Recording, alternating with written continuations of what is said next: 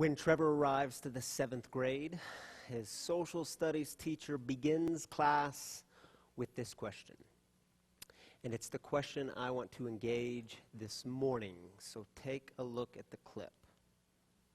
Good question, isn't it? So do you know what creates and sustains a broken world? It's usually people who don't know who they are. The founder and author of Storyline, Donald Miller, he says the most dangerous person in the world is a person who does not understand how powerful God made them to be.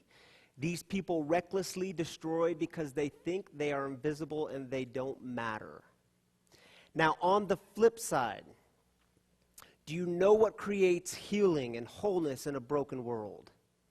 It is usually, in my experience and observation, it is usually people who know who they are, and then they start reminding other people who they are. And these are the things that make for healing.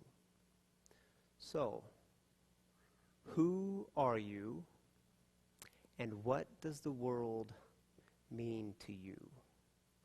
And we have to engage the first question in order to get to that second question, because the first question often determines how you respond to the second. Who are you, and what does the world mean to you? So after the teacher asks them, what does the world mean to you? He then gives them this year-long project that they're able to try to do. And the project is, come up with this idea that will change the world and put this idea into action. So the 11-year-old boy, Trevor, actually believes that the world can and should be different. And so he takes his project very seriously. And he goes out into the world and just starts reminding different people who they are. Now, why would an 11-year-old boy long for the world to be different? Because Trevor, at the age of 11, has already experienced pain and suffering and brokenness. Trevor comes from a troubled home. His mom is a recovering alcoholic, but still has a few good relapses left in her.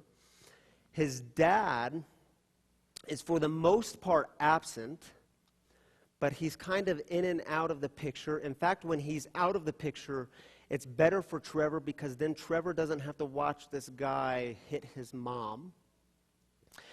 And every day that Trevor goes to school, he sees this group of kids bullying and teasing and picking on his friend Adam.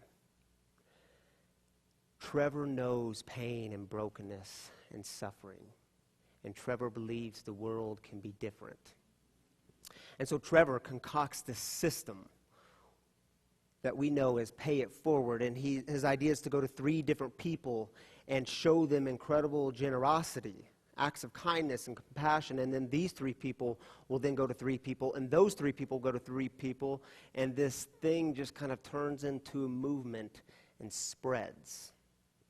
But when you're watching the movie, early on, you can't help but think to yourself, come on now, this is just a bit too simplistic, overly simplistic. At any rate, Trevor actually believes in love and kindness and compassion. So what does he do? He starts with this homeless junkie on the streets who's addicted to the needle. And Trevor takes him in without his mom knowing. There's a scene where he's sharing a bowl of cereal with this man. And he even lets him stay in the garage one night, again, without his mom knowing. And he gives him clean clothes so that he can hopefully get a job. And Trevor starts reminding, another project of his is his mom, because he believes in his mom. He believes that her story doesn't have to be the way it is now. So he starts reminding her who she is. Mom, you don't have to live this way. You don't deserve a man in your life who's going to hit you. You deserve better than this. You deserve people who are going to surround you and be for you to thrive and all of these good things. And this movement of generosity explodes. It reaches a felon in prison. It reaches a newscaster in L.A. It extends to the old, to the young, to the rich, and to the poor. It extends to everyone. And you essentially have all these people going around reminding one another who they are. So, ultimately, this film, I think most of you have seen it, according to the hands, so I'm just going to give a spoiler alert to some of you. Trevor believes that good will overcome evil. This film in film studies is a very typical Christ film, meaning the main character gives up his or her life to save marginalized peoples. So think of this movie. Trevor gives up his life for who? Adam. Remember your Genesis stories. What does Adam translate into? Humanity. What is a filmmaker doing here? Filmmakers are working on all sorts of levels to get you to think of issues in ways you've never thought about them.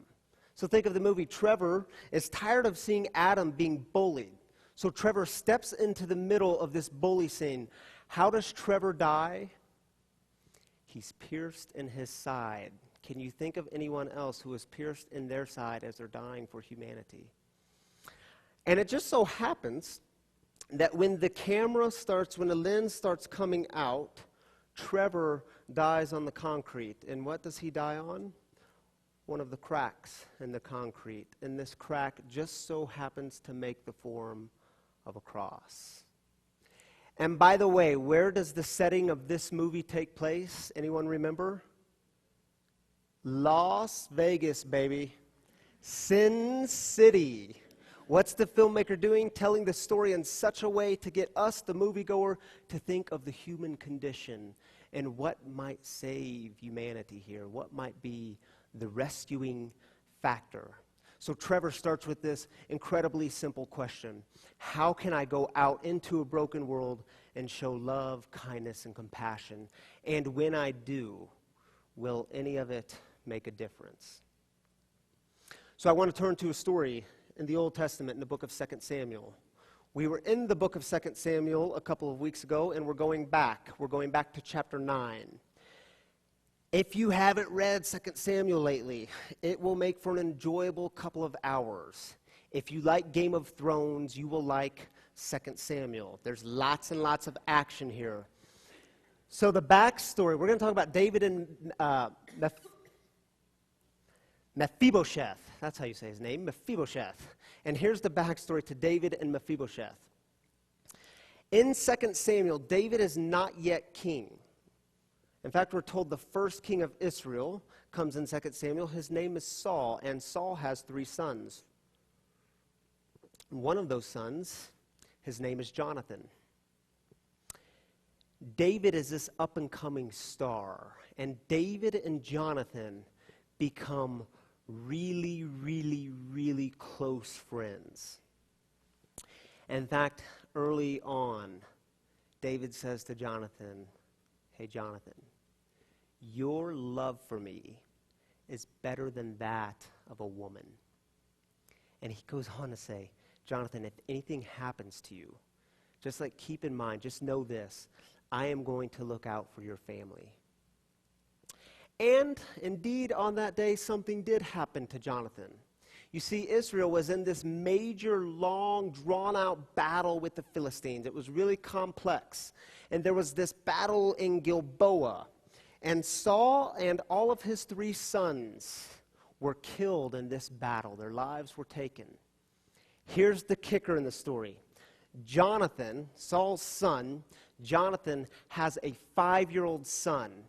One of Jonathan's servants has heard what had just happened on the battlefield, that Saul and his 3 sons, including Jonathan, were killed. And so his servants, one of the servants, runs to Mephibosheth, who's 5 years old. and she picks him up in her arms because she knows that this 5-year-old is a threat to those in power, because the new king is going to want to do away with Mephibosheth because he is next in line. So she picks him up and she begins to run with him. And when she's running, she accidentally trips and falls and drops Mephibosheth, 5 years old, and both of his feet are broken. The break is so bad that the text tells us his feet are permanently injured. They are never the same. At any rate, the servant picks him back up and starts running to this place of safety because she knows they're going to be after him. And she takes him to this land called Lo Debar. 2 important things for you to know. Mephibosheth translates as dispeller of shame. And it's a really fun name to say, Mephibosheth. If you are pregnant and it's a baby boy and you don't have a name picked out yet, you could always go with Mephibosheth. Now, remember, storytellers are like good filmmakers. They're doing things on different levels. They're telling the story in such a way to expand human consciousness, to get us, the audience, to come alive to things in brand new ways. So where is Mephibosheth spending the rest of his days? In the land of Lo Debar, which translates as nothing, or the land without pasture, land without fields, the land of nothingness. Keep those 2 things in mind as we read this story of David and Mephibosheth. David is now king at this point, by the way. Saul has died. David is the new king. So David asks, is there anyone from Saul's family still alive that I could show faithful love for Jonathan's sake? Are you Ziba, the king asked. At your service, he answered. There was a servant from Saul's household named Ziba, and he was summoned before David the king. The king asked, is there anyone left from Saul's family that I could show? Did I just read that? I didn't go forward. Man, I'm all sorts of... Where is he? Okay, let's start over. Yes, Ziba said to the king, one of Jonathan's sons whose feet are crippled. Where is he? The king asked. He is at the house of Amiel, son of Machir, at Lo Debar. Ziba told the king. So King David had him brought from the house of Amiel, son of Machir, at Lo Debar. Mephibosheth, Jonathan's son and Saul's grandson, came to David, and he fell to the ground, bowing low out of respect. Mephibosheth, David said. Yes, he replied, I am at your service. Don't be afraid, David told him, because I will certainly show you faithful love for the sake of your father, Jonathan. I will restore to you all the fields. Keep in mind, he's living in Lo Debar.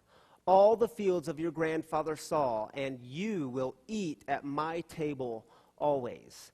Mephibosheth bowed low out of respect and said, who am I, your servant, that you should care about a dead dog like me? Then David summoned Saul's servant Ziba and said to him, I have given your master's grandson everything belonging to Saul and his family. You will work the land for him. You, your sons, and your servants, you will bring food into your master's house for them to eat. But Mephibosheth, your master's grandson, will always be at my table. Then Ziba said to the king, your servant will do whatever my master the king commands. So Mephibosheth ate at David's table like one of the king's own sons. Mephibosheth had a young son named Micah. All who lived in Ziba's household became Mephibosheth's servants. Mephibosheth lived in Jerusalem because he always ate at the king's table. He was crippled in both feet. That is a tongue twister of a story to read. So a couple of observations about this story. First, when you read it, it seems that what King David is doing here is overly simplistic, doesn't it? He just walks into someone's house and says, hey, is there anyone here that I could show God's compassion to? Like, that's really simple. Now imagine if you are Mephibosheth. You have been spending the last several years, since you could remember, you have been spending your days in Lo-Debar and nothingness. And you are a complete nobody because your feet don't exactly work. And in that time, in that day, in that culture, you were of use to no one. You couldn't go to battle. You couldn't contribute to society. So you were pushed off to the margins. He's living in Lo-Debar even though his name is Mephibosheth, the dispeller of shame. Mephibosheth's greatest fear is that one day he'll wake up and look out his window and he'll see soldiers coming after him, because even after all these years, he's still seen as a threat. And on this particular morning, he wakes up and he looks out the window, and indeed his greatest fear comes true. The king is coming after him. And Mephibosheth is sure that this is his last moment. These are his final breaths. The king has come for his head. And so Mephibosheth starts bowing out of fear and respect. And the king says, David says, Mephibosheth, don't be afraid. That's not why I've come. And then King David says to him, in fact, I need you to come back to my home. And so they go on this journey back to his house. And King David leads them into the dining room. And in the dining room, there's this huge table. And there's a spot open at this table. And David looks at Mephibosheth and says, Mephibosheth, here's what you need to know. All I have is yours. But see, Mephibosheth, he doesn't know who he is because he's been living for years in his own shame, being a nobody, even though he's the dispeller of shame. He's been living not knowing who he is, so he responds, King, what would you want with a dead dog like me? And the king responds to him, No. This is not who you are. Your life matters. You have value. Mephibosheth, look at this table. All I have is yours. How many times have you played the role of Mephibosheth? Let's be honest, we all have a little bit of Mephibosheth in us, don't we? Like something happens along the way, something happens in your story, and it causes you to live in some sort of shame, and you forget who you are. You start to question yourself on every level. And because you don't know who you are, you really don't think very highly of the world around you. And in fact, when it comes to the world, you have by and large given up.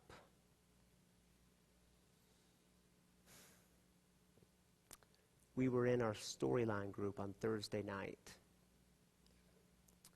And someone was brave and vulnerable enough as they're sharing their stories, their negative turns, to tell us that she had had some really negative experiences in her childhood when it came to being alone. And we were talking about what it might look like for her to redeem this negative turn. And so we started asking her a few questions. Well, do you now have a heart for those who are lonely, and do you go to them? And it was so funny to watch her kind of light up. And she says, oh yeah, that is me. That's like my thing. I love going to people who are lonely because I know what that feels like, and I don't want them to go through that. So I have an eye for that. I have a heart for these people. And people in the room started saying, as we're sitting around the living room, well, isn't that like who you are? And isn't this the redemption in it? Now you look out for others? Maybe that's what it means to pay it forward. That we take that brokenness, we take that pain, we take that suffering, and because we know what that feels like, we say, I don't want others to go through that. I don't want others to feel this. And so we go to them. Have you experienced the kind of grace and redemption that allows you to rethink that question? What does the world mean to you? And the project seems overly simplistic. Is there anyone here I can show love and compassion to? But take heart, my friends, because when we start redeeming that pain and the brokenness and suffering, and we start reaching out to people, those acts of kindness and those acts of compassion can bring the deepest, deepest kinds of healing and transformation. So the last scene in the movie, it is of Trevor's mom and his grandma. And something tells me that Trevor's mom experienced God in the story, that she heard God saying, all I have is yours. You don't have to live this way. She was so moved by Trevor's movement that she decides to pay it forward. Her mom, too, is living as an alcoholic on the streets. She has given her life away to this. And Trevor's mom wants it to be different for her mom. Trevor's grandma, this is Trevor's grandma. She hasn't been to one of Trevor's birthday parties in years. She's been absent for years. But Trevor's mom decides to pay it forward, and paying it forward comes in all sorts of different forms. So take a look at this scene.